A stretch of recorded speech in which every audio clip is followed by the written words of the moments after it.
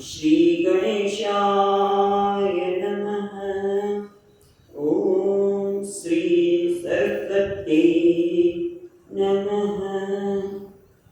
ओम श्री सद्गुरुभ्यो नमः। ओम भागवत भगवान की जय। नमस्ते परमहंस स्वादित चरण कमल चिन्ह मकरंदाय भक्तजन मानस निवासाय श्री रामचंद्राय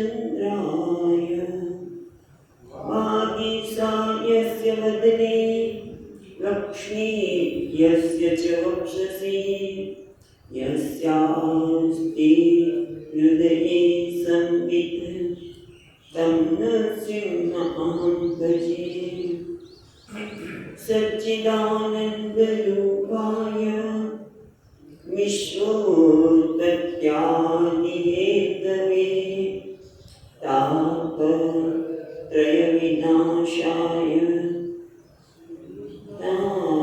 वयं नमः। नारायणं नमस्कृत्यं नरं चैव नरोत्तमं देवीं सरस्वतीं व्यासं ततो जयमुदीरये। श्रीकृष्णाय वासुदेवाय हरये परमात्मने प्रणतक्लेशनाशाय गोविन्दाय नमो नमः।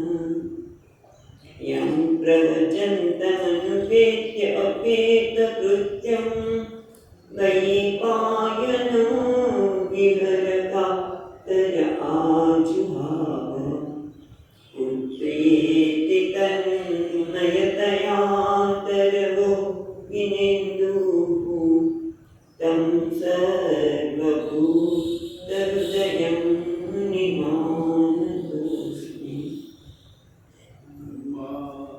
जन्माद्यस्य यतन्वयादितरतः चातेष्वविघ्नस्वराट् तेने ब्रह्महृदाय आदिकवये मुह्यन्ति सूरयः तेजो वारिमृदां यथा विनिमयो यत्र त्रिसर्गो मृषा दाम्नां स्वेन सदा निरस्तकुहकं सत्यं परं धीमहि। नमो भगवते तुभ्यं वासुदेवाय धीमहि प्रद्युम्नाय निरुद्धाय नमः शङ्कर्षणाय च।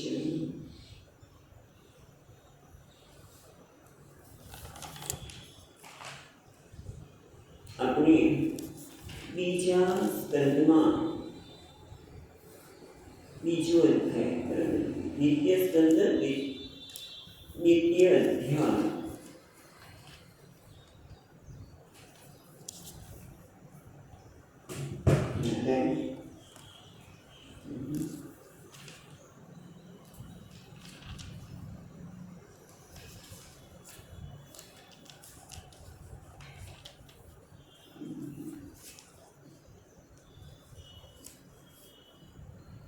તો એમાં આપણે જોઈએ પ્રમાણે પહેલા સ્કંદમાં જે ધ્યાન વિરાટના ધ્યાનની વાત કરી હતી એ વિરાટનું ધ્યાન બ્રહ્માજીએ કર્યું અને બ્રહ્માજીને આ સૃષ્ટિનું સર્જન કરવાની શક્તિ પ્રાપ્ત થઈ અને સાથે સાથે એમણે એ પણ કહ્યું કે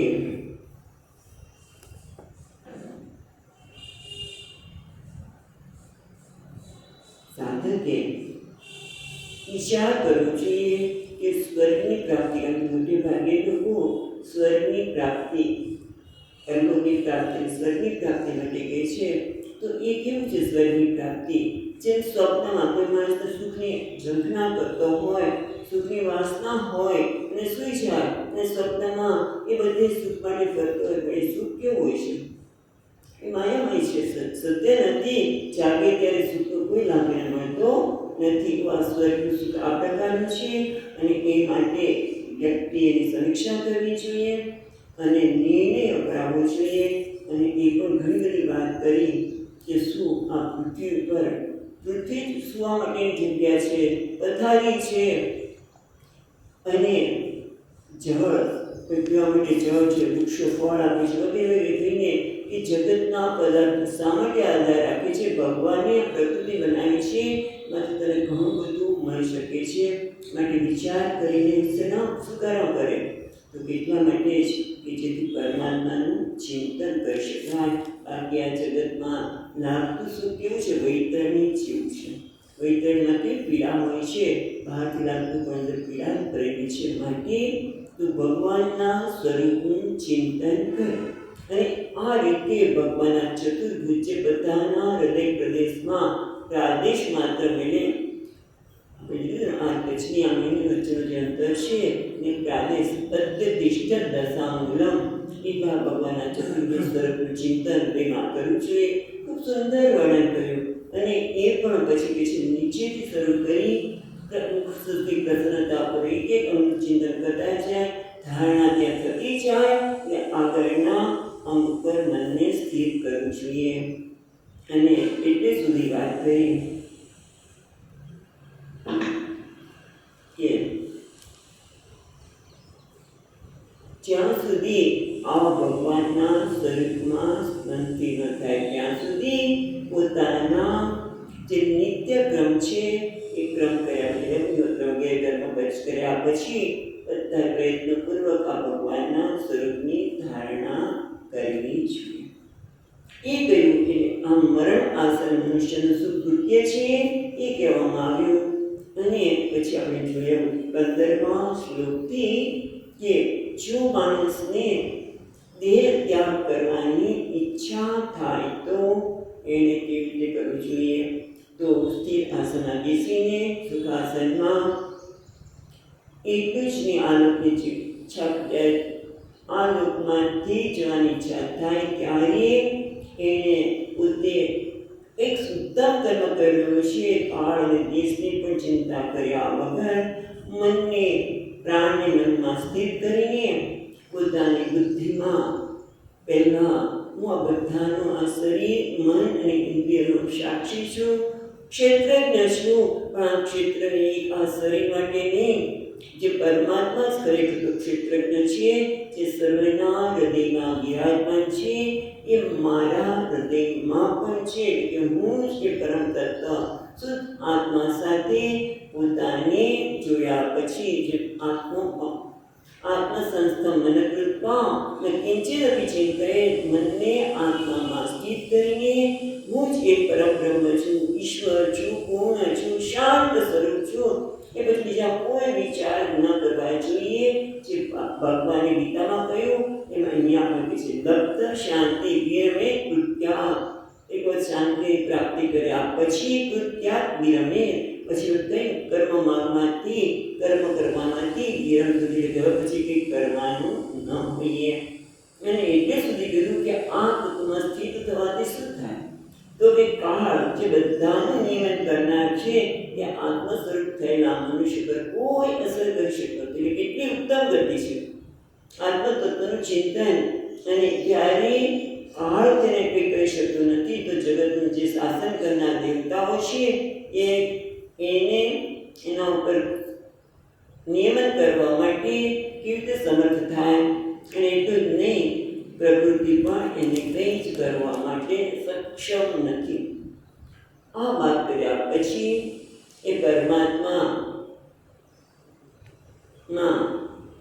આત્મતત્વમાં કેવી રીતે મનને સ્થિત કરવું, ક્ષણે ક્ષણે હૃદયમાં રહેલા પરમાત્માનું આલિંગન કરવું.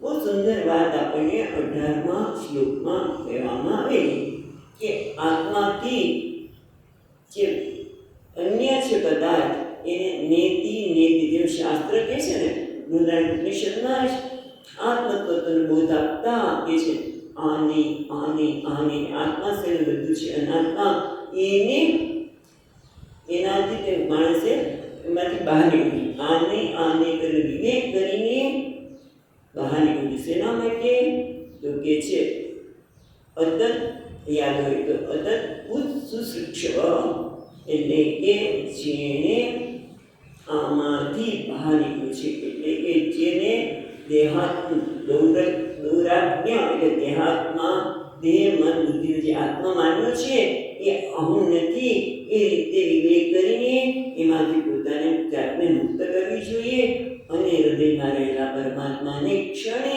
ક્ષણે જે પદે પદે ક્ષણે ક્ષણે પરમાત્મા સાથે આલિંગન કરી પરમાત્માનો અનુભવ કરવો જોઈએ. આ રીતે વાત કર્યા પછી જો કદાચ આપણે આ વાક્યાર્થ આવે છે કે જેણે આ શરીર છોડવું હોય ત્યારે પેલા પરમાત્માના રીતે સ્થિર થયા પછી પોતાના પગની એડી દ્વારા ઉદારપાદને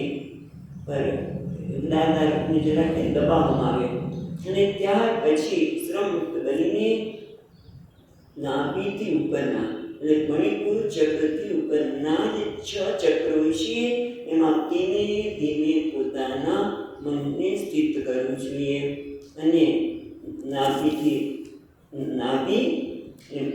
મણિપુર ચક્ર પછી હૃદય એટલે અનાહત ચક્ર પછી અહીંયા વિશુદ્ધિના 2 પ્રકાર કીધા હતા જો યાદ આવે તો કે એક ઉપરનો ભાગ એક નીચેનો ભાગ પછી વિશુદ્ધિ પછી આજ્ઞા ચક્ર તરફ જાઓ ત્યારે અમુક ઉપરના 7 દ્વારને પણ ધ્યાનમાં રાખે છે પેલો યોગી ત્યાં મનને જવા દેતો નથી અને ત્યાર પછી બ્રહ્મરંધ્રમાંથી પોતાના પ્રાણને મુક્ત કરે છે. આ રીતે સદ્યો મુક્તિની વાત કરવામાં આવી.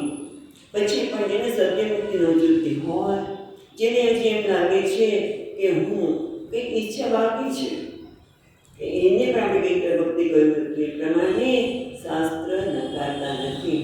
એવી ઈચ્છાવાળા લોકોએ જે વિહાર કરવા માંગે છે તો એ કેવી રીતે વિહાર કરે છે એ પણ જોયું કે પ્રાણનો જે કહે ને યોગેશ્વરાણામ ગતિ આહુ અંતઃબહિ આ વ્યક્તિની ગતિ કેવી છે? જ્યાં ઈચ્છા થાય ત્યાં જઈ શકે. અંતર્બહિ કે ઉપર બધા લોકમાં જઈ શકે છે કારણ કે એ પવન જેવો બની જાય છે. પવન જે બધે જઈ શકે એમનું અંતર લિંગ શરીર છે એ પવન જે બની જાય છે અને એટલા માટે એ બધે જઈ શકે છે. પણ એના માટે આપણે જોયું હતું 23મા શ્લોકમાં કે વિદ્યા એ ઉપાસના, તપ યોગ એટલે અષ્ટાંગ યોગ અને સમાધિ દ્વારા જ આ પ્રકારની સ્થિતિ પ્રાપ્ત કરી શકાય છે, કર્મથી નહીં. અને પછી 24મા શ્લોક સુધી આપણે જોયું તો મને લાગે છે 24મા શ્લોકમાં વાત કરી હતી. આપણે વાંચીએ છીએ 24મો શ્લોક. વૈશ્વાનરમ યાતિહાય સાગતઃ શુષુમ્નયા બ્રહ્મપથે શોચિષા વિદ્યુતકલ્પોથ હરેરુદસ્તાર પ્રયાતિ ચક્રમ નૃપસૈષુમારમ. જો કોઈ પ્રેમ હોય છે જેની પાસે ન દાદા કોઈ નહીં જઈ શકે પણ શ્લોકની સાથે તો કદાચ વધારે પ્રાપ્ત થઈ શકે. ચાલો આપણે આગળ જોઈએ તો કે છે વૈશ્વાનરમ યાતિ વિહાયસાગતઃ.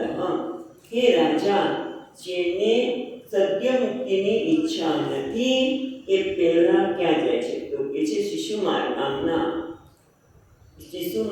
નામના હરિના જે તારારૂપ જે શિશુમાર નામનું જ્યોતિષ ચક્ર છે એને એ પ્રાપ્ત કરે છે. કેવી રીતે પ્રાપ્ત કરે છે? તો કે છે સુષુમ્ના દ્વારા. સુષુમ્ના નાડી છે આપણે માનીએ છીએ કે શરીર પૂરતી મર્યાદિત છે કે ના, એ શરીરની બહાર પણ જ્યોતિરૂપ છે.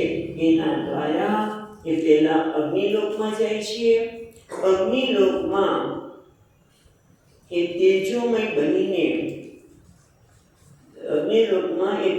સ્વરૂપે રહસ્ય જે મળ છે એ દૂર થઈ જાય છે અને આ શિશુમાર નામનું જે સ્થાન છે એ આપણને પાંચમા સ્કંદમાં કહેવામાં આવશે.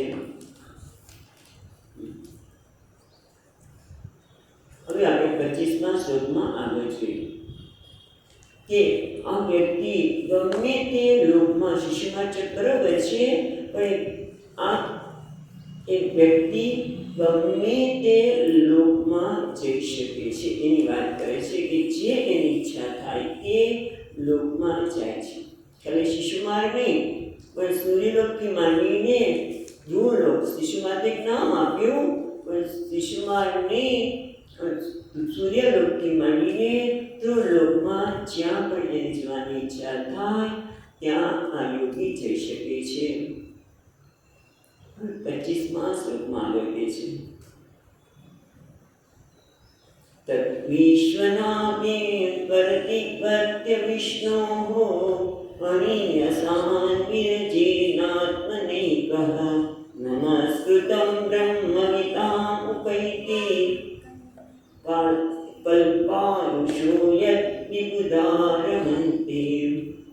એટલે હવે કહે છે કે તદ વિષ્ણુ ચક્રમ, ભગવાન વિષ્ણુ જે ચક્ર છે એ ચક્ર સુષુમાન એ વિશ્વનું કેન્દ્ર છે, ત્યાંથી એ તદ વિશ્વનાભિ, તે વિશ્વનાભિને તું અતિવર્ત્ય વિષ્ણુ અને અસામ, વિષ્ણુનું પણ એટલે વિષ્ણુ ભગવાનના આધારભૂત તે ચક્ર એને ઓળંગીને આ એકલો અન્ય સામે સૂક્ષ્મ, કારણ કે સૂક્ષ્મ શરીર બધી સૂક્ષ્મ બની જાય છે અને એટલે કહ્યું કે ગમે ત્યાં અંદર બહાર જઈ શકે છે. અને પાછું આપણે આગળ જોઈએ પ્રમાણે અગ્નિલોકમાં જાય છે ત્યારે રહસ્ય એની મોત છે પણ દૂર થાય છે. માટે કહ્યું વિરજે ન, એટલે રજોગુણ રહિત આત્મ એકમ, એટલે પોતે એકલો જ આ શરીર વળી નમસ્કૃતમ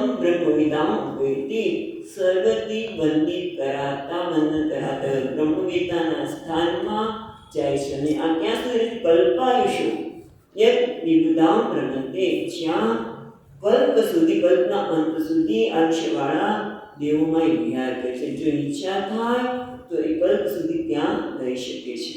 પછી આગળ કહે છે અતો અનંતસ્ય મુખાનલેન દદ્યમાનં સનિરીક્ષ્ય વિશ્વં નિર્યાતિ સિદ્ધેશ્વરજુષ્ટદિષ્ણં યદ વૈ પરાર્ધં તદુપારમેષ્ઠ્યમ.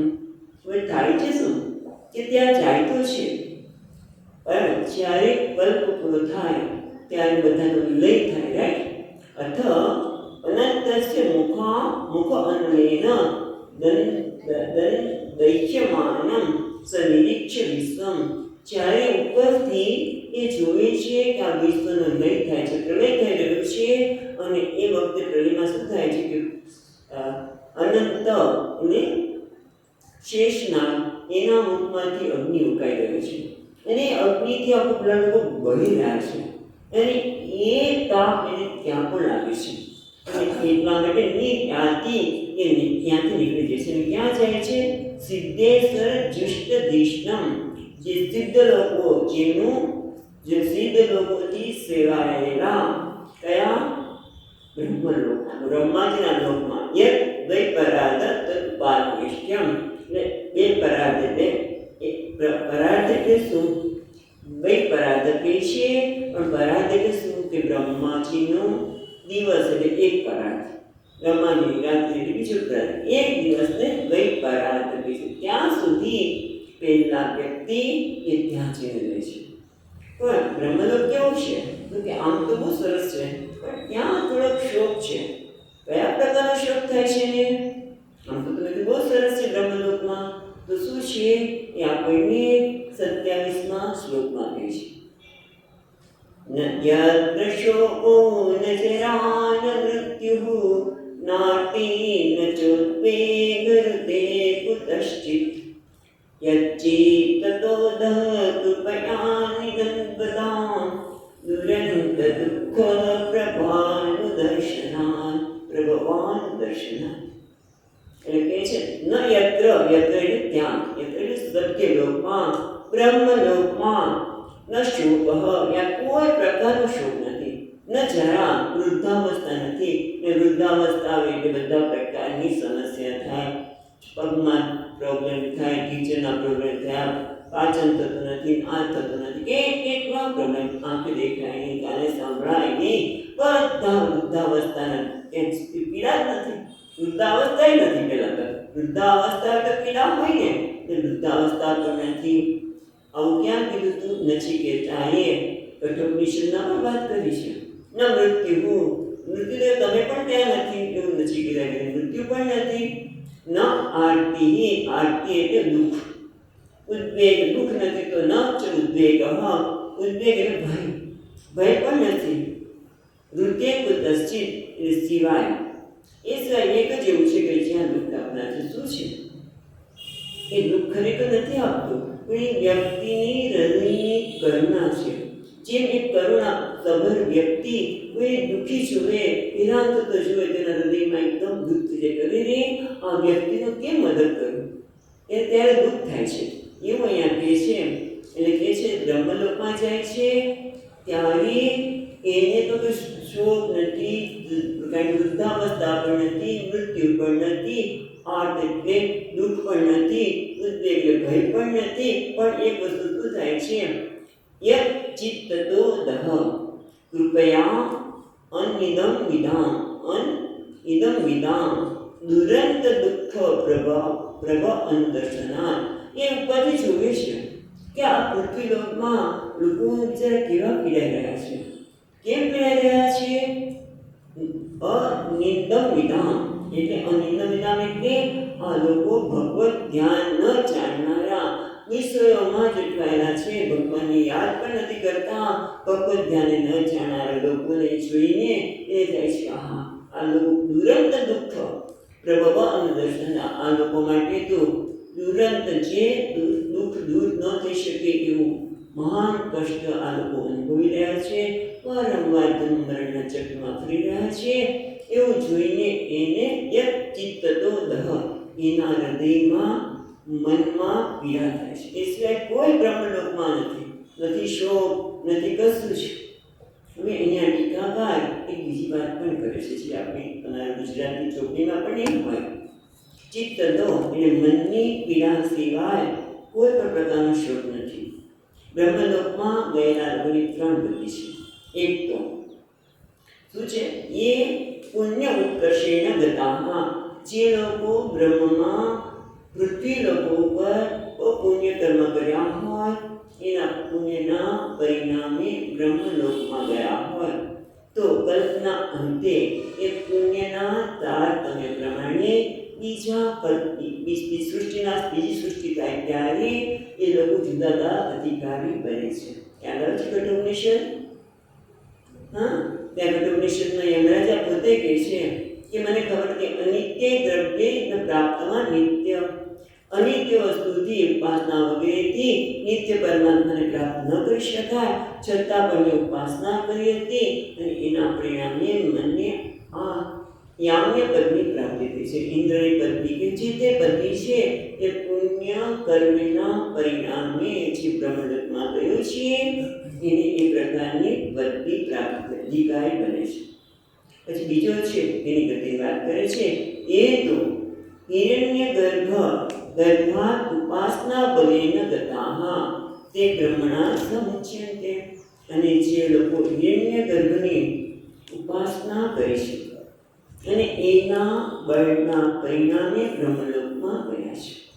હું હિરણ્ય ગર્ભ છું એ પ્રકારની ઉપાસના કરી છે, એના પરિણામે એ બ્રહ્મલોકમાં ગયા છે. આપણા સ્વામીજી મહારાજ એ વખતે વાત કરી હતી કે સ્વામીજી મહારાજ કહે કે બ્રહ્માજીના જ્યારે આયુષ્ય પૂરું થાય ત્યારે બ્રહ્માજી એને ઉપદેશ આપે તત્વમસી. તે શું છે જે પૃથ્વી લોકમાં તો કે છે મળતો જ હતો, પણ ત્યારે ઉપદેશ લીધો નહીં અને કે છે બ્રહ્માને સાથે ઉપદેશના કારણે મુક્ત થાય છે. એ બીજા પ્રકારની. હવે ત્રીજી પ્રકારની એ તો ભગવત ઉપાસકાઃ તે સ્વેચ્છયા બ્રહ્માંડમ વિત્વા વૈષ્ણવપદમ આહ્વન્તિ. જ્યારે ભગવાનના જ ઉપાસક છે એ આ બ્રહ્માંડને પણ ભેદીને વૈષ્ણવ પદ પર આરોહણ કરે છે. તો જે રીતે વૈષ્ણવ પદ પર આરોહણ કરે છે એ વાત આપણને કરે છે.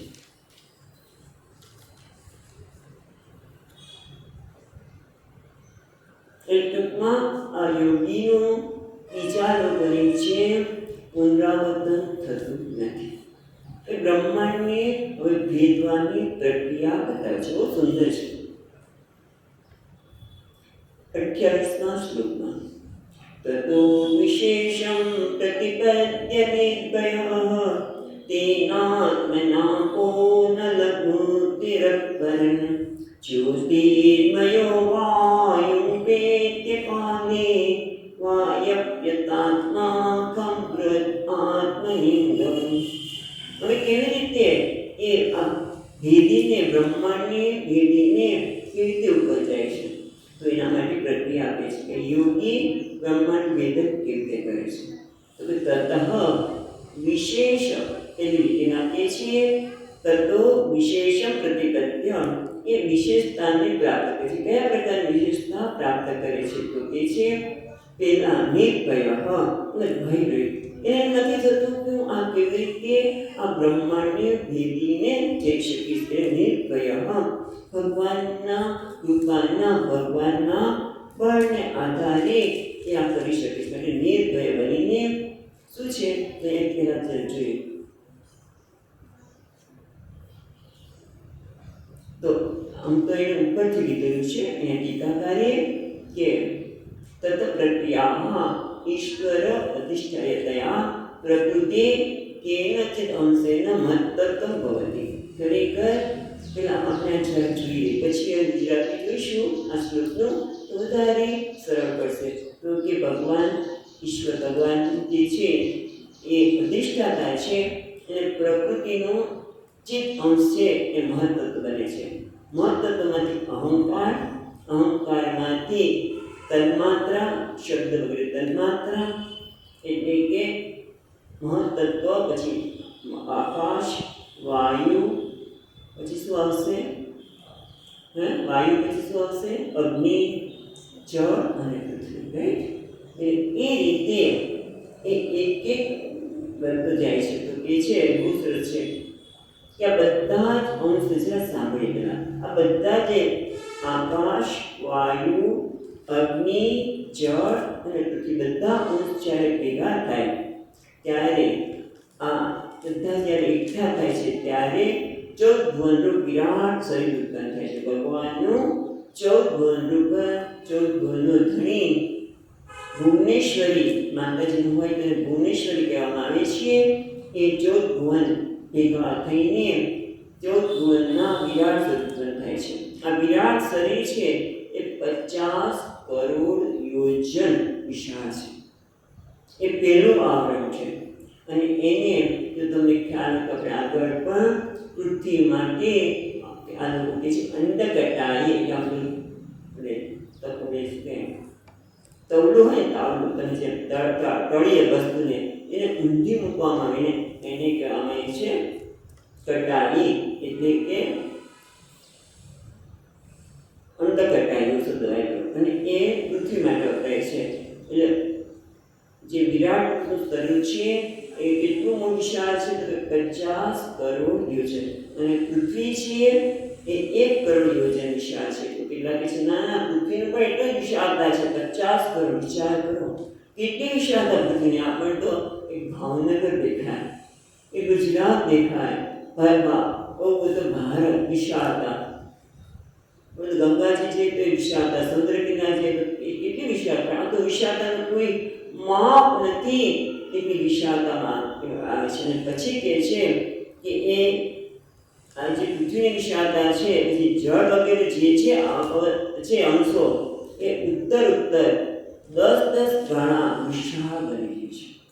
એટલું સમજણ પડ્યા પછી અને છેવટે પ્રકૃતિ. એટલે આપણે પ્રકૃતિ, મહત્તત્વ, અહંકાર, એમાંથી આકાશ સાથે રહેતો જ મજા પડશે, વાયુ, અગ્નિ વગેરે. એટલે હવે અહીંયા જોઈએ શ્લોકમાં તો ખ્યાલ આવશે.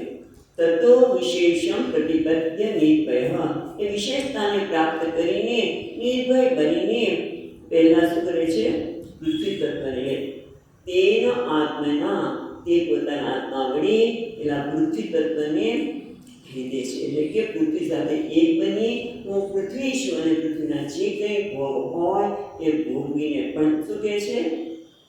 મૂર્તિ અકરણ અને ઉતાવળને શાંતિથી આ બધા જ લોકમાં જાય છે. પૃથ્વીમાંથી પછી જળમાં જે કેટલી વિશાળ છે, 10 ગણી, ત્યાં જઈને જળ સાથે એક થઈને હું જળ છું અને નિર્ભય બનીને કોઈ ભય નથી અને પોતે ત્યાંના તત્વને એના ભોગને ભોગે છે. પછી જળ, પછી કહે છે જો તત આપહ અનલ મૂર્તિ, પછી અગ્નિ બને છે. જ્યોતિર્મય વાયુ પેટ્ય કાલે, કાલે એટલે ઉપભોગ પૂરો થયા પછી. એ ઉતાવળ નથી કરતા, જે તે તત્વ સાથે એક થઈને એના ઉપભોગ કરીને કાલે, એ કાલે એનો ભોગ થયા પછી વાયુ આત્માથી ખમ આકાશ બને છે અને છેવટે બૃહદ આત્મલિંગમ, એ વ્યાપક પરમાત્મા સ્વરૂપવાળા પરમાત્માની મૂર્તિ રૂપે, મૂર્તિ શબ્દ આવે છે બીજી રીતે મૂર્તિ વ્યાપક પરમાત્માના સ્વરૂપવાળા અર્થાત પરમાત્માની મૂર્તિ રૂપે એ આકાશ સ્વરૂપને પામે છે. આ કેથી લાવો તમે?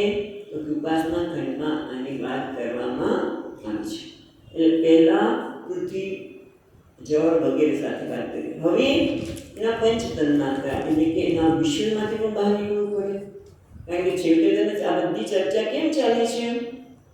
કોના માટે ચાલે છે?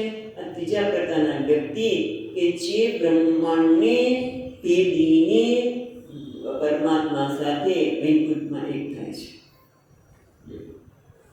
તો હવે વિષયોમાંથી બહાર આવે છે એટલે વિષયોને પણ ભોગીને એનું અતિક્રમણ કરે છે. કયા કયા વિષયો યાદ આવ્યું છે આપણને? પંચમહાભૂતના કયા કયા વિષયો છે? આકાશનો શબ્દ, વાયુનો સ્પર્શ. ચાલો આપણે આગળ જઈએ 29મા શ્લોકમાં.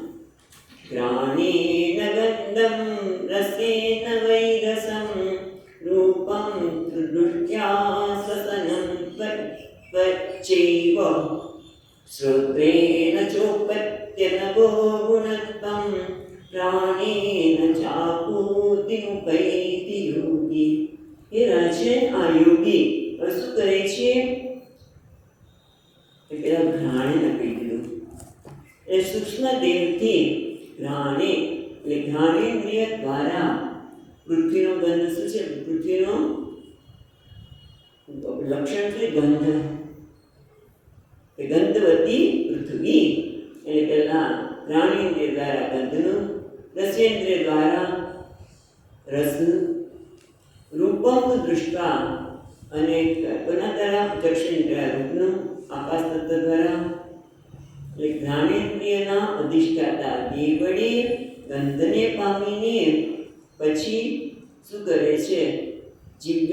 રસેન્દ્રિય એટલે જીવવા ઇન્દ્રિય વડે રસને, ચક્ષુ ઇન્દ્રિય વડે રૂપને, સ્વસનમ એટલે સ્પર્શેન્દ્રિય ત્વચા દ્વારા, ત્વચા વડે સ્પર્શનો અનુભવ કરીને, શ્રોત્રેણ ચોપત્યતે શ્રોત્રેન્દ્રિય વડે શબ્દને, અને પ્રાણેન અને પ્રાણ છે તે છે કોનું? પ્રાણ દ્વારા શું છે? કર્મેન્દ્રિયો. એટલે કર્મેન્દ્રિયો દ્વારા એ ક્રિયાને પામે છે. ચાકુતિ ઉપેતિ, ચાકુતિ એટલે ક્રિયા, તે ક્રિયા પ્રાણેન્દ્રિય દ્વારા જે તે કર્મે, કઈ કર્મેન્દ્રિય? પગ, હાથ, બધી ઇન્દ્રિયો છે. હાથ દ્વારા જે ગ્રહણ કરવું, પગ દ્વારા ચાલવું વગેરે ઇન્દ્રિયોના જે ક્રિયા છે એને એ પામે છે. હવે શું થયું? આટલું તો થયું. હવે આનું અહંકાર. પહેલા શું કહ્યું? 5 એટલે પૃથ્વી, જળ, વાયુ, અગ્નિ, નભ એના વિષયો. ને હવે બાકી બધાથી ઉપર મહત્તત્વ એટલે અહંકાર. એને પણ એમાંથી પણ પૂછે છે અને છેવટે મહત્તત્વ પરથી ક્યાં આવ્યું? તો આપણે પહેલાં જ હમણાં 28 આખી પ્રક્રિયા બતાવી હતી. પ્રકૃતિ પ્રધાન ત્યાં પહોંચે છે. 31મા શ્લોકમાં કહે છે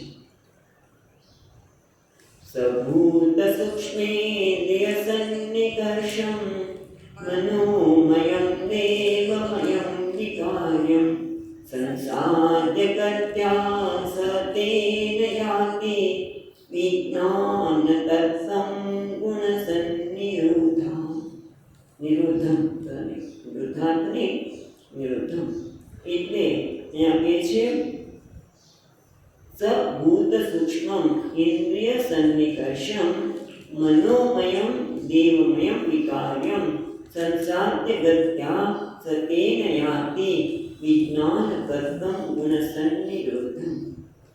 પણ આ દરેક વખતે જે અંગ કહીને કહે છે કે આમ તો બધી પ્રક્રિયાઓ અઘરી નથી લાગતી, ઘણી અઘરી છે. પૃથ્વીમાંથી તમે જળમાં જાઓ, અહીંયા જાઓ, પણ કહે છે કે હે અંગો, અને આ દ્વારા કહે છે કે તું વિચાર ન કરતો અંગ, અને હે પરીક્ષિત મને માનો છે ખરેખર આ બધું કાર્ય ભગવત કૃપાથી એને સરળતાથી થઈ જાય છે. એટલે કે સુધીર મહારાજ કહે છે સહયતિ યોગી ભૂત સૂક્ષ્મૈ, જે ભૂત સૂક્ષ્મ ઇન્દ્રિય સન્નિકર્ષમ. ભૂત સૂક્ષ્મ એટલે પંચમહાભૂત એટલે કે તામસ અહંકાર. તામસ અહંકાર છે તમે સ્થૂળ રૂપે વસ્તુને પંચમહાભૂતને જોઈ શકીએ છીએ એ તામસ અહંકાર છે. પછી ઇન્દ્રિય સન્નિકર્ષમ એ રાજસ.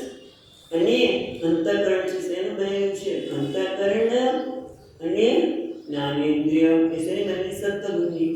એટલે સત્વ સન્નિકર્ષ એટલે સત્વ એટલે એના દેવતા, એટલે કે જ્ઞાનેન્દ્રિય, મન, બુદ્ધિ, અહંકાર એ બધાના અધિષ્ઠાન દેવતા. એટલે હવે પહેલાં શું કરે છે યોગી? પહેલાં પોતાનો અહંકાર જે સ્થૂળ છે તામસ અહંકાર એને ઇન્દ્રિયો એટલે રજસ અહંકાર છે એમાં લય કરે છે, અને ત્યાર પછી મન અને જ્ઞાનેન્દ્રિયોના દેવતામાં પોતાના મનને લય કરે છે. હવે આવું ભગવદ્ ગીતામાં છે, કઠોપનિષદ થાય છે, યાદ કરશો. બધા શ્લોક એવા કરતા તમે યાદ કરશો. એ રીતે દેવતાઓમાં લય થવાથી સાત્વિક અહંકાર સુધી પહોંચ્યા. અને કહે છે મનોમયમ દેવમયમ વિકાર્યમ. આ મનોમય એટલે કે અંતઃકરણ અને દેવમયમ એના અધિષ્ઠાન દેવતા જે વિકાર એટલે કે અહંકાર એ સંસાધ્ય એને પણ સાધીને ગત્વા સતેન યાતિ એને પણ સાધીને એમાંથી પણ બહાર નીકળીને યાતિ વિજ્ઞાન તત્વમ ગુણ સન્નિરોધાત. ત્યાર પછી એ મહત્તત્વને પામે છે.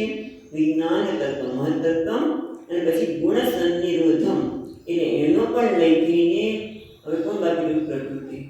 ફરી એકવાર ઈશ્વરનો યાદ રાખો. ઈશ્વરનો આપણે હમણાં વાત કરી, ઈશ્વરના આશ્રિત પ્રકૃતિ, ઈશ્વરની આશ્રિત, કારણ કે પ્રકૃતિ સ્વતંત્ર નથી, ઈશ્વરને આશ્રિત છે. એના અંશમાંથી મહત્તત્વ, એમાંથી અહંકાર, અહંકારમાંથી આકાશ, વાયુ, બરાબર બધા પદાર્થ. એ રીતે હવે ઉલટા થયા. પહેલાં એણે પૃથ્વી તત્વનું તેને ભેદન કરી, એના ત્યાં રહીને ભોગવ્યા. પછી બધા વિષયમાંથી ઉપર થઈ ગયો. અને અહંકાર જે તામસ, રાજસ અને સાત્વિક અહંકાર છે એમાં પણ ઉઠીને એ બધાને લય કરીને અને છેવટે એ મહત્તત્વમાં અને મહત્તત્વમાંથી એ સન્નિકર્ષમ એટલે લય પામીને વિજ્ઞાન તત્વ મહત્તત્વ અને એમાંથી પણ પ્રકૃતિમાં એ સ્થિર થયો.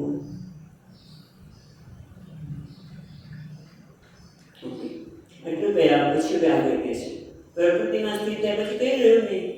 પ્રકૃતિ અને આત્મા પરમાત્મા ભેદ તે છે જ નહીં. તો એ આગળ કહે છે તમે કે 31મા શ્લોકમાં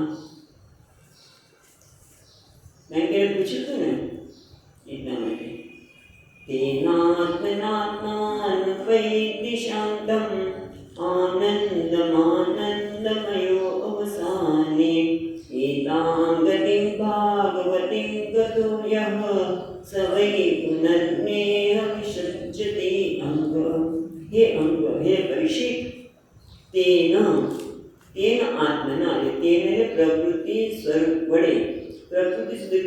પછી આત્મા પ્રકૃતિ તો જળ છે અને આત્મા એને ચેતનવૃત્તિ બનાવે છે કે તેના તે પ્રકૃતિ સ્વરૂપ વડે ઉપાધિઓનો નાશ થતા બધી આગળ ઉપાધિઓનો નાશ થઈ ગયો. પ્રકૃતિ એટલે કે ત્યાં સત્વ, પ્રકૃતિ કઈ છે? સત્વ રજસ તમો સામ્ય અવસ્થાવાળી પ્રકૃતિ એટલે એ શાંત છે કે છે તેના પ્રકૃતિ સ્વરૂપ વડે તેના આત્મનમ ઉપેતિ એ આત્માને પરમાત્માને પ્રાપ્ત કરે. આત્મા કેવો છે? શાંતમ, જે શાંત સ્વરૂપ છે. આનંદમય અવસાને એ આનંદ સ્વરૂપ બનેલા યોગી વિકાર રહિત આનંદ સ્વરૂપમાં સ્થિત થાય છે.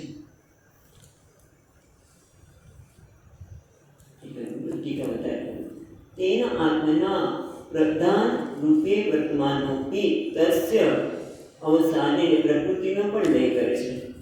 તસ્ય અવસાને પ્રકૃતિનો પણ લય કરવાથી પોતાનું સ્વરૂપ સ્વયં આનંદમય શાંતિ અવિકૃતિ આનંદ વિગ્રહ એમાં એ પોતાને પ્રાપ્ત કરે છે.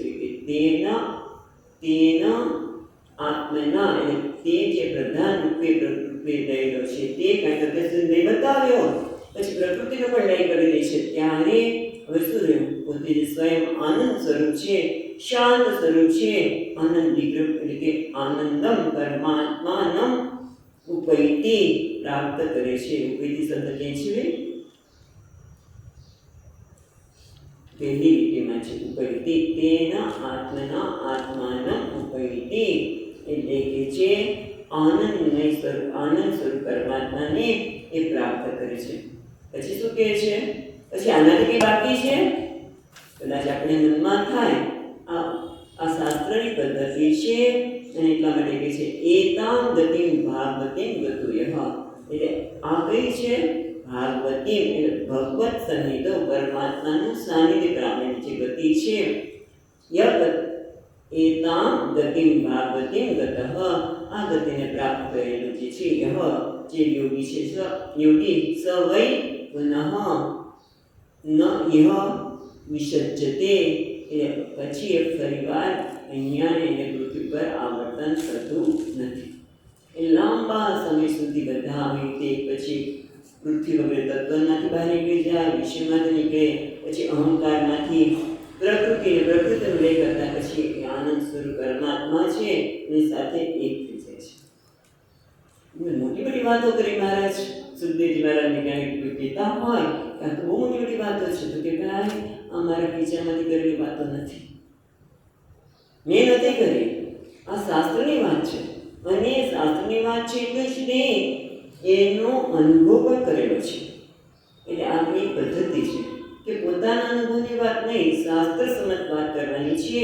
અને એટલા માટે અહીંયા પણ કહે છે જો કે રાજા તે જે મરણાસન્નની વાત કરી હતી એની આ વાત કરું છું. એટલે 32મા શ્લોકમાં કહે છે એતે સુગીતે નૃપવેદ ગીતે ત્વયા વિપૃષ્ટઃ સનાતને ચ એવૈ પુરા બ્રહ્મણ આહ પૃષ્ટ આરાધિતો ભગવાન વાસુદેવઃ.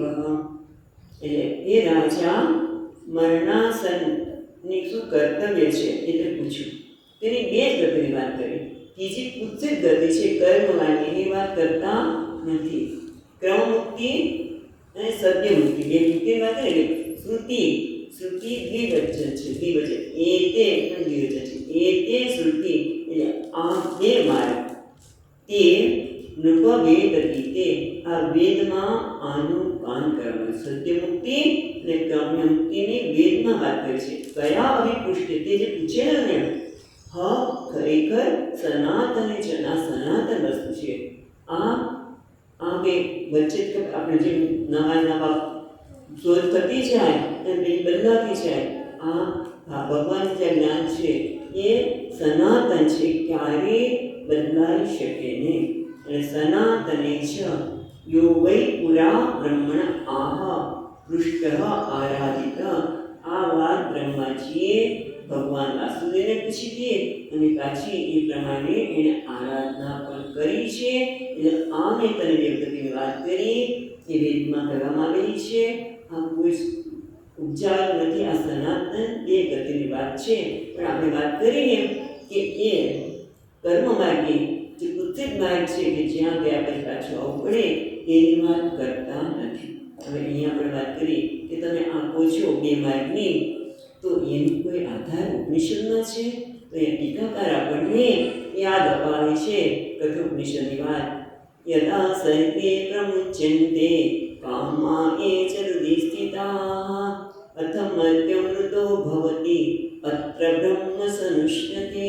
એટલે કદાચ આ બધા લોકમાં ન જાય તો પણ આ લોકમાં અહીંયા મનુષ્ય હોય ત્યારે પણ એ આનંદ સ્વરૂપ પરમાત્માની શાંત પોતાના જે આનંદ સ્વરૂપ આત્મ સ્વરૂપ છે, શાંત છે, એને પામી શકે છે. ક્યારે? ઉપનિષદ યાદ અપાવે છે યદા સર્વે પ્રમુચ્યન્તે કામા એચ હૃદિ સ્થિતાઃ. એમાં અહીંયા બધામાંથી ઉપર ઉત્તર ગયા તો જ્યારે વ્યક્તિ હૃદયમાં રહેલી બધી જ કામનાઓ, ઈચ્છાઓ, કારણ કે જે ભયભૂખ રાખનારી છે એમાંથી જ્યારે ઉપર ઉઠી જાય છે હૃદિ સ્થિતાઃ. અને એવું જ ક્યાં ગયું? ભગવદ્ ગીતાના બીજો અધ્યાય કયો? હા, સ્થિત પ્રજ્ઞા લક્ષણમાં શું કહે છે? આત્મનિર્ભર પ્રજહાતિ યદા કામાન સર્વાન પાર્થ મનોગતાન કામાન પ્રજહાતિ. એ દસ્તો અહીંયા કહે છે હૃદિસ્થિતાન કામાન પ્રજહાતિ. ત્યારે શું થાય છે? મર્ત્ય અમૃતો ભવતિ. ત્યારે મર્ત્ય એ એનું મનુષ્યમાં જ્યારે છે ત્યારે જ એ અમૃતમાંથી અમર બની જાય છે. એટલે વર્તમાન શરીરમાં જ એ બ્રહ્મ ભાવને પ્રાપ્ત થાય છે. એટલે ખ્યાલ આવ્યો? અથવા ઉપાસના દ્વારા કરો અથવા તો જ્ઞાન દ્વારા તમે અહીંયા જ આ જીવનમાં કે છે આ શરીર વર્તમાન શરીરમાં જ એ બ્રહ્મ ભાવને પ્રાપ્ત કરી. કઠોપનિષદ 2:3-14 જોઈએ છે. અને એ બ્રહ્મમુક્તિ પણ વેદોક્ત છે અને સદિવૃત્તિ પણ એ ગતિ ક્રમો વડે મનુષ્ય બ્રહ્મમુક્તિની વાત કરી છે આપણે પૂછવામાં આવી હતી. એ ટૂંકમાં અહીંયા ચર્ચા એટલે ચાલે છે કે ભાગવતના પહેલા સ્કંદના 19મા અધ્યાયનો 38મો શ્લોક જો એમાં એણે 38મા શ્લોકમાં પૂછ્યું કે યશ શ્રોતવ્ય જાપ્યમ યત કર્તવ્યનુભિ પ્રભો. સુખદેવજી મહારાજે પૂછ્યું હતું કે સ્મર્તવ્ય બંધનીયમ વા ભૂમિ યત્વા વિપર્યા. મનુષ્યએ જે મરણાસન છે એનું શ્રવણ કરવું જોઈએ, ઘણું કીર્તન કરવું જોઈએ, ઘણા જપ કરવા જોઈએ અને શું ન કરવું જોઈએ. એ બંને પૂછ્યું હતું કે શું સાંભળવું જોઈએ, શું ન કરવું જોઈએ. કારણ કે શું ન કરવું જોઈએ એટલે કે જે કરવાથી દક્ષિણ માર્ગને પરોક્ષ રીતે એમણે દક્ષિણ માર્ગે પણ પૂછ્યો હતો. એટલે આ બંનેનો જવાબ એમણે અહીંયા આ 32મા શ્લોકમાં આપ્યો. હવે આગળ કહે છે કે આ માર્ગ સંસાર ચક્રમાં પડેલા મનુષ્ય માટે તપ, યોગ ઘણા બધા, કારણ કે મોક્ષ માટે એમ કે અમે તમને 2 દિવસમાં મોક્ષ અપાવીશું, 3 દિવસમાં મોક્ષ અપાવીશું, તમે અમારા માર્ગે અનુસરો તમને મોક્ષ મળશે. એવા ઘણા બધા માર્ગો છે. તો એમાં અમારે કયા માર્ગને અનુસરવું? બહુ સ્પષ્ટ શબ્દમાં સુખદેવજી મહારાજ 33મા શ્લોકમાં કહે છે. 33મો શ્લોક યતો શિવપંથા વિશત સંસ્કૃતાવ્ય વાસુદેવે ભગવતી ભક્તિયોગો યતો ભવેત. બસ સંસારમાં એક જ વસ્તુ છે કે ગમે તેટલા માર્ગ નહીં અતઃ અન્ય શિવપંથા. શિવ એટલે સુખરૂપ કલ્યાણરૂપ. શિવ એટલે સુખરૂપ નિર્વિઘ્ન, જ્યાં કોઈ વિઘ્ન ન આવે એવો એક જ માર્ગ છે આ સંસારમાંથી. વિશત સંસ્કૃતાવ ઇહ એટલે આ સંસારમાં પ્રવેશ કરનાર, સંસ્કૃત વિશત સંસારમાં પ્રવેશ કરનારને એ સંસારમાંથી બહાર નીકળવા માટે કયું એક જ નામ છે વાસુદેવ ભગવતી ભક્તિ યોગો યતો ભવે. જે રીતે ભગવાન વાસુદેવમાં ભક્તિ ઉત્પન્ન થાય એ ભક્તિ જ ભગવાન, એ જ શ્રેષ્ઠ માર્ગ છે. અને હમણાં આપણે ભગવદ્ ગીતામાં પણ છેલ્લા 2 શ્લોક જોયા, મેં વાત કરી મન મનાભો મન ભક્ત મધ્યાજી મામ મસુર, અને પછી અનન્યાસ આપણે સર્વધર્માન પરિત્યજ. બંનેમાં એ ભક્તિની જ વાત કરી. એટલે ભક્તિ યોગ વાસુદેવમાં ભક્તિ એ જ શ્રેષ્ઠ માર્ગ છે. પછી આગળ કહે છે ભક્તિ યોગ સિવાય બીજો કેમ કોઈ માર્ગ નથી? પ્રશ્ન તો થાય ને. તેના માટે કહે છે કે આમ મારું નથી કહેતું, બ્રહ્માજીએ આનું પરિશ્રમ કર્યું છે. આગળ પણ બ્રહ્માજીએ આનું અનુષ્ઠાન કર્યું છે. એ રીતે અહીંયા પણ 34મા શ્લોકમાં કહે છે ભગવાન બ્રહ્મ કાશ્મીયમ ત્રિરંદીક્ષ્ય મનિષયા તદ્દેવસ્ય કુટસ્થો રતિરાત્મન્યો ભવે. એટલે કે છે ભગવાન બ્રહ્મ કાશ્મીય, કાશ્મીય એટલે સંપૂર્ણ રીતે દીક્ષા, એનું વિક્ષણ કર્યું. પણ એક વાર ત્રીન, જો ભગવાન બ્રહ્મ કાશ્મીય ત્રિહિ અનવિક્ષ્ય મનુષ્યા, એમની બુદ્ધિ દ્વારા એમણે 3 વખત પરીક્ષણ કર્યું. અને એમની બુદ્ધિથી એમણે નક્કી કર્યું, અધ્યવસાય, એમણે નક્કી કર્યું. શું નક્કી કર્યું? તદ અધ્યવસ્ય, તેમણે બુદ્ધિથી નક્કી કર્યું. શું કે કુટસ્થો રતિ આત્મનો અન્ય ભવે, જેનાથી સર્વાત્મા હરિમાં અભિરતિ પ્રેમ થાય એ શ્રેષ્ઠ માર્ગ છે. 3 વખત પરીક્ષણ કર્યું. તો અહીંયા બંસીધર મહારાજ બહુ સુંદર બતાવે છે. 3 વખત પરીક્ષણ કર્યું એટલે કે એમણે બ્રહ્માજી કર્મ, જ્ઞાન અને ભક્તિનું પ્રતિપાદન, આ બધા એનું ત્રણેયનો વિચાર કર્યો. ત્યારે મને લાગ્યું કે ભક્તિ શ્રેષ્ઠ છે, ભગવાનની ભગવતી ભક્તિ શ્રેષ્ઠ છે. એટલે પહેલાં એમણે એવું કીધું કે બધા માર્ગમાં ભગવાન વાસુદેવની ભક્તિ શ્રેષ્ઠ છે. અને બ્રહ્માજીએ પણ પરિશ્રમ કરીને એવા નિર્ણય પર આવ્યા છે ભગવાન વાસુદેવમાં રતિ થવી શ્રેષ્ઠ છે. હા, તમે તો બહુ સરસ વાત કરી. ભગવાન વાસુદેવમાં ભક્તિ પણ અમે ભગવાનને જોયા જ નથી. તો કોઈને જોઈએ તો એના માટે પ્રેમ થાય. હા, અમે ભગવાન જોયા જ નથી તો ભગવાનના રતિ કેમ થાય, પ્રેમ કેમ થાય? તો થાય કેમ ન થાય બતાવે છે આપણને. નાનું અનુભૂતિ કેમ, જ્યારે અનુભવ જ નથી કર્યો તો ભગવાનના રતિ વૃત્તિ કેમ થાય? કોઈકે આપણે એની સાથે 2 દિવસ રહ્યા હોય, સાથે રહ્યા હોય તો એ માણસની સુંદરતા જોઈને એમાં પ્રેમ થાય. હવે ભગવાનની સાથે તો રહ્યા નથી, જોયા નથી, કારણ કે અતિન્દ્રિય છે, ઇન્દ્રિયનો વિષય નથી. એમ એમના કેમ પ્રેમ કરવો? ભગવાન વાસુદેવમાં કેમ રતિ કરવી?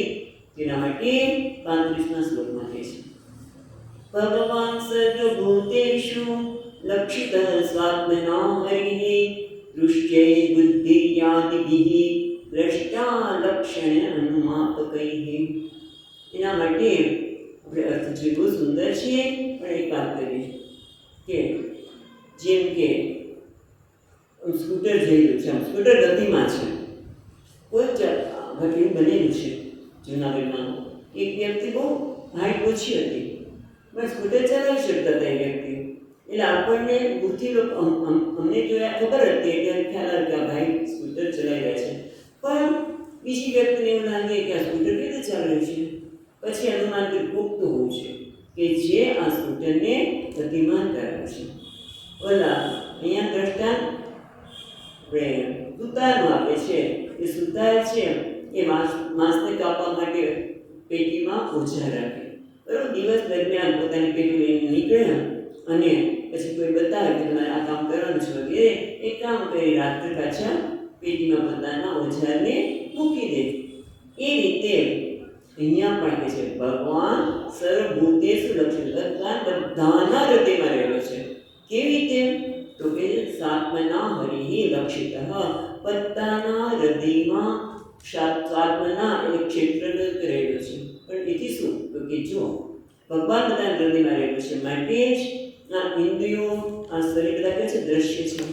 જો બીજી રીતે લખે દ્રશ્યૈ બુદ્ધ્યાદિભિ દ્રષ્ટા લક્ષણૈ અનુમાપકૈ, તમે આ જોઈને તમે અનુમાન તો કરી શકો શું કે આ બધી શરીર વગર દ્રશ્ય છે, શરીર દ્રશ્ય છે, એનો દ્રષ્ટા કોણ છે? પરમાત્મા. ભગવાનની કૃપાથી જ આ શરીર ચાલે છે. ભગવાનની કૃપાથી જ આપણે ગઈકાલે વાત કરી કે આ શ્વાસ અંદર આવે છે અને બહાર જાય છે, બહાર ગયા પછી અંદર આવે છે, એની કૃપા છે. આ સાંભળી શકાય છે, એની કૃપા છે. આ બધા દ્રષ્ટાના અનુગ્રહથી જ આ બધું થાય છે. બે પ્રકારના અનુમાન આવે છે. એક અનુમાન તો એ છે કે બધું જળ છે, તો જળને ચલાવનાર કોઈ ચેતન હોય છે. જેમ પેલું સ્કૂટર દોડી રહ્યું છે, સ્કૂટર તો જળ છે, તો પછી ચલાવનાર કોઈ ચેતન હોવું છે. એમાં શરીર વગેરે, શરીર મન ઇત્યાદિ તો જળ છે, કારણ કે દ્રશ્ય છે, તેને ચલાવનાર કોઈ ચેતન હોય છે. કોણ છે? સ્વતંત્ર પરમાત્મા. પરમાત્મા વગર કોઈ શક્ય હોઈ શકે નહીં. અને બીજું અનુમાન આપણે ઉમેરી શકીએ કે આ બધા જે કામ કરી રહ્યા છે એના અનુગ્રહથી છે. એનો અનુગ્રહ ન હોય તો આપણે કશું જ ન કરી શકીએ. ભગવાન અકારણ કોઈ પ્રકારના કારણ વગર બધા પર કૃપા કરે છે. કોઈનું નામ લે કે ન લે, એને યાદ કરી કે ન કરે, છતાંય બધાના શ્વાસ ચલાવે છે, બધાને જોવાની દ્રષ્ટિ આપે છે. શું નથી આપતો? સુહૃદ સર્વભૂતાના, બધા માટે કરુણા રહે છે. એવું જ્યારે વિચારીને તો એના માટે પ્રેમ થયા વગર રહી શકે છે. પછી તો આપણે ભાગવતને રામાયણમાં જે તેની બધાની કૃપાના દર્શન કરી શકીએ. પણ સામાન્ય રીતે જોઈએ તો પણ એક તો ચેતન તત્વ હોવું જોઈએ, એ સ્વતંત્ર છે, અને પરમાત્મા જ એક ચેતન છે, બીજું કોઈ ચેતન છે જ નહીં. અને આ શરીરને ચલાવનાર, અનુગ્રહ કરનાર એ પરમાત્મા છે. તો એના માટે પ્રેમ થાય કે નહીં? હવે આગળ કહે છે, ટૂંકાણમાં એમણે કહ્યું પછી એ હવે ઉપસંહાર કહે છે કે તે મને પૂછ્યું હતું ને એ આ છે. એટલે આગળ કહે છે 36મા શ્લોકમાં તસ્મા સર્વાત્મના રાજન હરિ સર્વત્ર સર્વદા શ્રોતવ્ય કીર્તિતવ્યશ્ચ સ્મર્તવ્ય ભગવાન ગુણામ. ક્યાં છે શું યાદ? પહેલા દ્વિતીય સ્કંદના પહેલા અધ્યાયનો 5મો શ્લોક છે. ત્યાં આપણે કહે છે તસ્માત ભારત સર્વાત્મના ભગવાન હરિ ઈશ્વર શ્રોતવ્ય કીર્તિતવ્યશ્ચ સ્મર્તવ્યશ્ચ ઈચ્છતામ અભયમ. ત્યાં અભયને ઈચ્છનારી શ્રવણ, શ્રોતવ્ય, કીર્તિતવ્યશ્ચ સ્મર્તવ્ય. પણ અહીંયા શું કહે છે? ભગવાનના. મનુષ્ય પેલા અહીંયા આગળ જે કીધું કે જે ઈચ્છતા હોય એના માટે, હવે અહીંયા સ્પષ્ટ રીતે કીધે છે નહીં. 5મા શ્લોકમાં પહેલા સ્કંદમાં બીજા સ્કંદના પહેલા અધ્યાયના 5મો શ્લોક. હવે અહીંયા સ્પષ્ટ કહે છે તસ્માત આથી સર્વાત્મના, જે પરમાત્મા જે સર્વાત્મા છે, શરણના રહીને બધાને પ્રેમ કરે, બધાની શક્તિ કૃપા આપી રહ્યો છે એવા અને હરિ છે કે જે હરણ કરે છે. શું કરે છે? હરણ.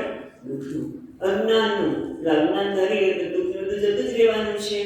હરણ કરનાર, સર્વત્ર રહેલો પરમાત્માને હંમેશા એનું શ્રવણ કરવું જોઈએ, એનું કીર્તન કરવું જોઈએ, એનું સ્મરણ કરવું જોઈએ, ભગવાનને પ્રાપ્ત કરવા માટેનું નામ. અને એનાથી શું થાય? એટલે હવે વાત કરશે શ્રવણનું ફળ પણ. છેલ્લે પિબંતિ ભગવત આત્મનસતામ કથામૃતમ શ્રવણભૂતેષુ સંભૃતમ પુનન્તિ તે વિષય વિદૂષિતાશયમ રજનંતિ તચ્ચરણોરુહાનિતિકમ. એટલે કે છે પિબંતિ શ્રવણ એટલે કે પિબંતિ એ ભગવત આત્મનસતામ, ભગવત આત્મનસતામ. એટલે અહીંયા કહે છે કે જેમ દ્રષ્ટાંત સુંદર આપે કે જેમ માટલી હોય, કોરી માટલી, ઉનાળો આવ્યો છે, હવે તરસ તો છીપાતી નથી. તમે કોઈ ચોખ્ખી માટલી લઈ આવો, 2 દિવસ પાણી ભરી ડોકે રાખી અને પછી પાણી ભરજો. અને પાણી પીવું હોય એને માટલીનું પાણી અને ફ્રીજનું પાણી. ફ્રીજનું પાણી ગેટ નહીં વાળતું હોય તો તૃપ્તિ મળે નહીં. પણ જો માટલીનું પાણી પીવું હોય રસ છીપાઈ જાય. મીઠું ઠંડુ પાણી પીએ એટલે અમૃત તૃપ્તિ થાય. એ રીતે ભગવાન બધાનો આત્મા છે, પણ છતાં કહે છે કે ભગવત આત્મન સતામ, એટલે ભગવાનના જે સંતો અને ભક્તો છે એનો ભગવાન. ભગવાન તો બતાવે, પણ અહીંયા સુખદેવજી મહારાજ કહે છે કે ભગવત આત્મન સતામ એટલે સજ્જનના આત્મારૂપ, એટલે સજ્જનો એટલે સંતો અને ભક્તોના આત્મારૂપ ભગવાનના કથા, ભગવત કથામૃતમ, ભગવાનની જે કથામૃત પીબંતી, શ્રવણ પુત્રેના કાન રૂપી પુટ દ્વારા જેનું પાન કરે છે એને શું થાય છે? એકદમ તૃપ્તિ થઈ જાય છે. સંતૃપ્તમ ગનંતી તે વિષયા દૂષિતમ આશ્રયનું જે અંતઃકરણ છે વિષયથી દૂષિત થયું છે એ એકદમ શુદ્ધ થઈ જાય છે અને એના કારણે વ્રજંતી તચ્ચરણો રૂહ અંતિકમ, એટલે ભગવાનના ચરણ કમળની સમીપ સરળતાથી જતો રહે છે. બસ એ તો શ્રોતવ્ય કીર્તિતવ્યશ્ચ સ્મર્તવ્ય ભગવાનનું નામ આગળ છે 36મા શ્લોકમાં કહ્યું. એના માટે એક જ કહે છે કે ભગવાનના તથા અમૃતનું જે ભગવાનના ભક્તો બધા જે કીર્ત સ્મરણ કરે છે એમ તમે પણ કર્ણરુદ્ધ દ્વારા એનું સ્મરણ એનું પાન કરશો. કર્ણરુદ્ધ દ્વારા પાન કરશો તો તમારા પણ હૃદયના બધા મેલ ધોવાઈ જશે અને એકદમ શુદ્ધ થઈ જાય. અને અંતરણ શુદ્ધ થાય તો શું થાય? કારણ કે જ્યાં સુધી આ મળ છે ને, રાગ દ્વેષ મારું તારું, એ જ આપણને શાંત રહેવા નથી દેતા. જ્યારે અંતઃકરણ આશ્રય છે એ નિર્મળ બની જાય. ભગવાનના ચરણમાં ભક્તિ થાય અને ભગવાન એક આનંદ સ્વરૂપ છે, પ્રેમ સ્વરૂપ છે, નંદનંદન છે, એમાં ભક્તિ થાય એટલે આપણે પણ એમાં જ બની છીએ. સુંદર રીતે અહીંયા સંવાદ કર્યો. ઇતિ શ્રી ભાગવતે મહાપુરાણે પારમહંસ્યામ સંહિતાયામ દ્વિતીય સ્કંદે દ્વિતીયોધ્યાયઃ. શ્રી કૃષ્ણાર્પણમસ્તુ. અંતો શ્રીધર મહારાજની ટીકાને પણ આપણે જોઈએ છીએ એમને પણ.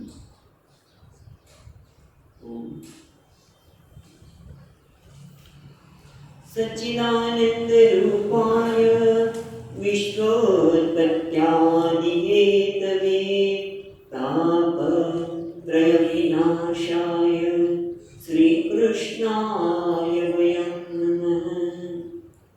યં પ્રવચन्तમનુપેત્ય ઉપેત કૃત્યં દ્વૈપાયનો વિહરકાતર આજુહાવ.